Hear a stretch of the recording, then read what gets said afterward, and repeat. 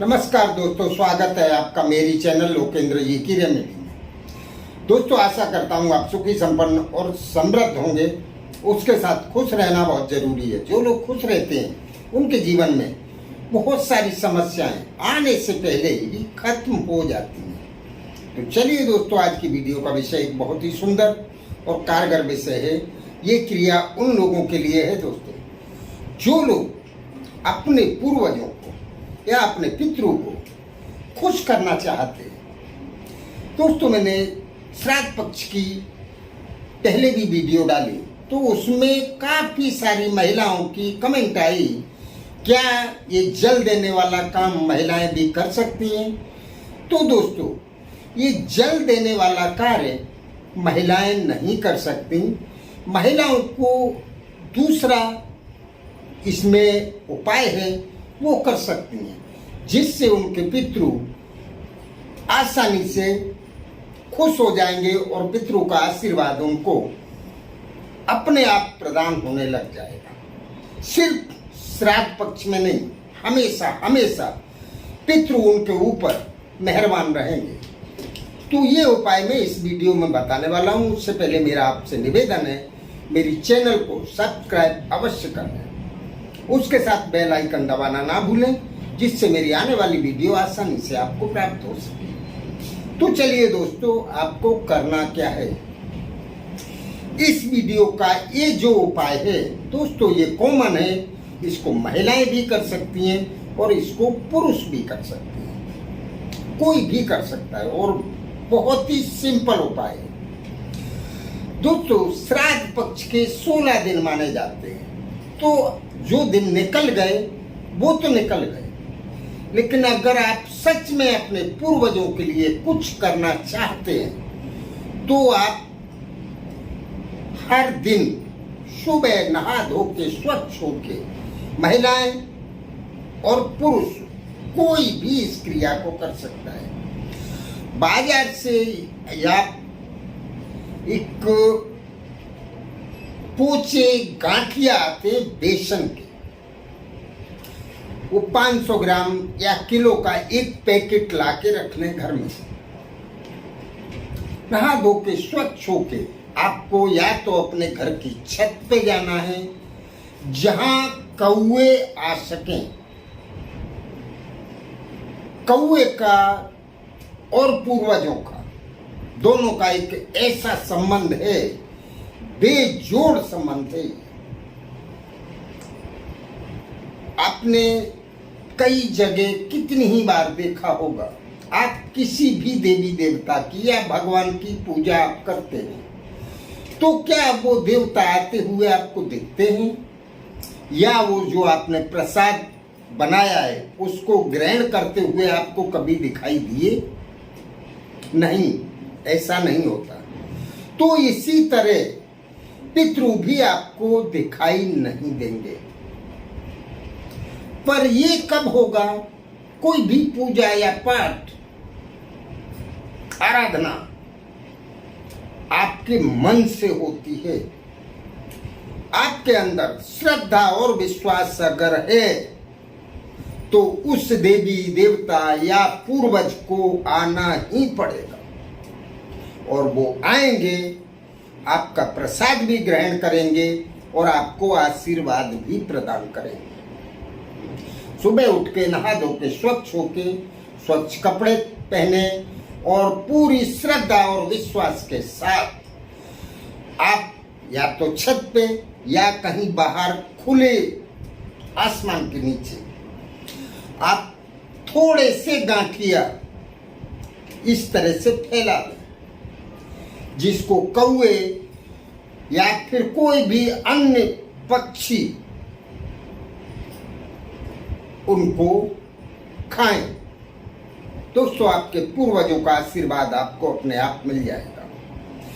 दूसरा, आपके घर रसोई घर में सबसे पहली जो रोटी बनती है वो रोटी आप गाय को खिला दें, और सबसे लास्ट में जो रोटी बनती है उस रोटी को किसी भी कुत्ते को आप खिला दें।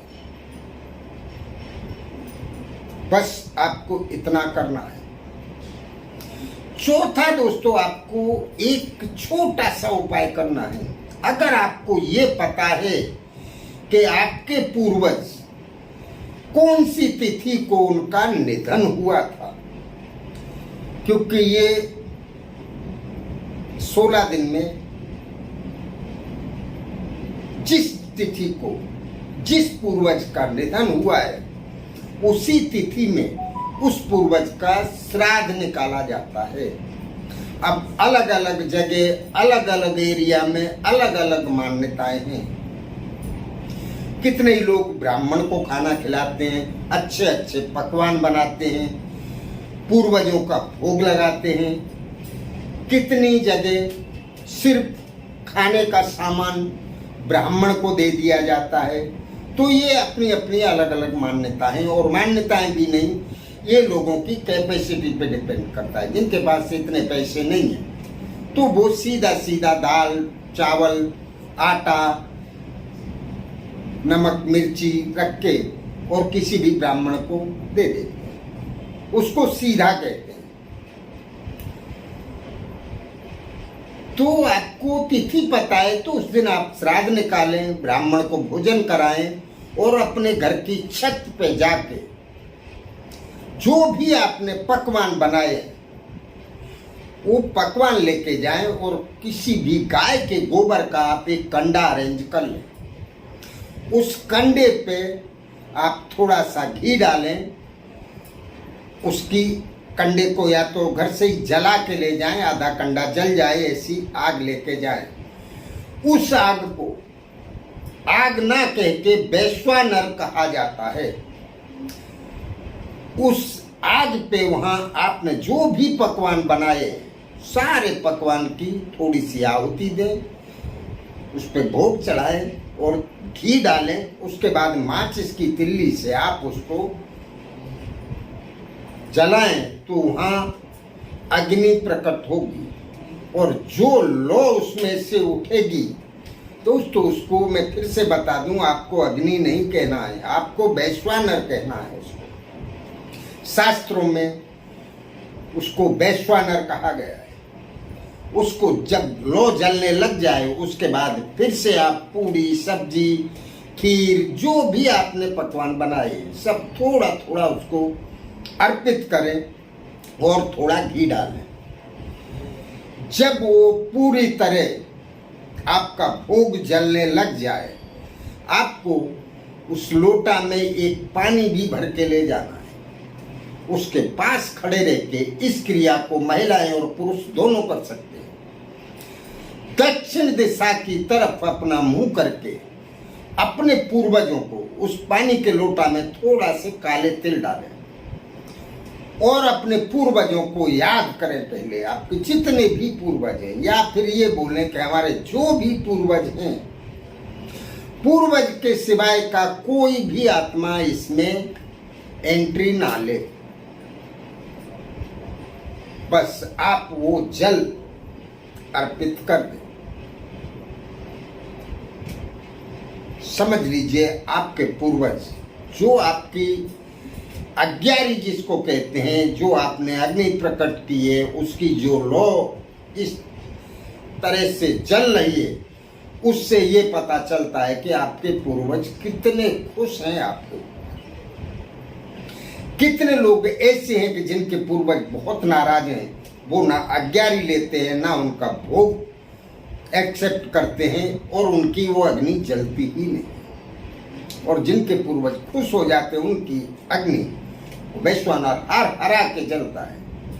और जल अर्पित करके आप थाली में जितना भी खाना लेके गए हैं वो खाना आपको नहीं खाना है। बचा हुआ खाना आपको गाय को खिला देना है, या थोड़ा सा खाना वहां रख के आए जिसको कौवे खा सके।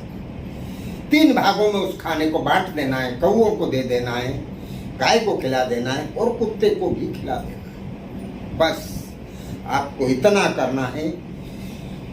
अगर आपको तिथि पता नहीं है कि आपके कौन से पूर्वज कौन से दिन उनका निधन हुआ था, तो फिर आप लास्ट दिन अमावस्या होता है, ये क्रिया आपको भोग देने वाली और आज्ञारी करने वाली अमावस्या के दिन करना है। आपके जितने भी पूर्वज होंगे, जो भी पूर्वज होंगे, चाहे उनका निधन किसी भी तिथि में हुआ होगा, वो अमावस्या के दिन अपना भोग अवश्य स्वीकार करेंगे और आपको आशीर्वाद प्रदान करेंगे।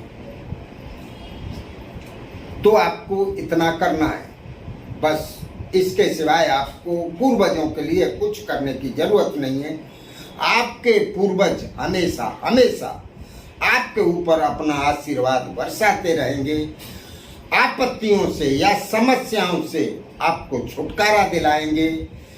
पैसे की आवक आपकी निरंतर बढ़ाते रहेंगे और पैसे आपके यहाँ आना तो शुरू होंगे ही, आपके धन स्थान में पैसे इकट्ठा होना शुरू हो जाएंगे। तो चलिए दोस्तों, इसको करने या समझने में अगर आपको कहीं कोई असुविधा होती है तो पूछें अवश्य। नमस्कार दोस्तों।